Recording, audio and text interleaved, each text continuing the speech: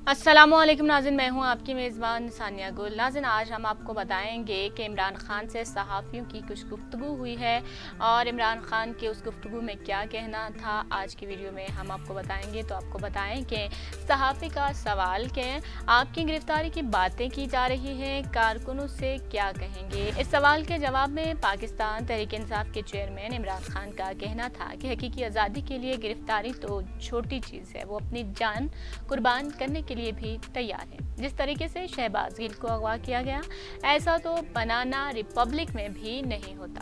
Doctor Shahbaz Gill की गिरफ्तारी और ARY न्यूज़ की बंदिश पर सहाफ़ी अब्दुल कादिर से गुफ्तगू करते हुए इमरान खान ने कहा कि जमहूरियत में कानून बने होते हैं, अगर कोई भी कानून तोड़ता है तो उस पर क्या एक्शन लेना चाहिए, ये सब लिखा होता है। ये नहीं कर सकते कि किसी ने एक फैसला किया और चैनल बंद कर दिया। जमहूरी मुआशरे में ऐसे नहीं होता। उन्होंने कहा कि शहबाज गिल को अगवा किया गया, ना वारंट दिखाए, इसको निकालो, इसके ड्राइवर को बुरी तरह मारा, ऐसा तो किसी बनाना रिपब्लिक में भी नहीं होता। इस सारे वाक़े की वीडियो सोशल मीडिया पर चल रही है। इससे दुनिया में क्या लग रहा है कि क्या पाकिस्तान में कोई बुनियादी हकूक नहीं है और उनके तहफ़्फ़ुज़ के लिए कोई इदारा नहीं है। ऐसा तभी होता है जब आपको ये खौफ ना हो कि कोई आपका मुहासबा कर सकता है। 25 मई को हमारे ऊपर पुलिस और रेंजर्स ने जुल्म किया। उन्होंने ये भी जुल्म इसलिए किया क्योंकि उन्हें अंजाम का खौफ नहीं था।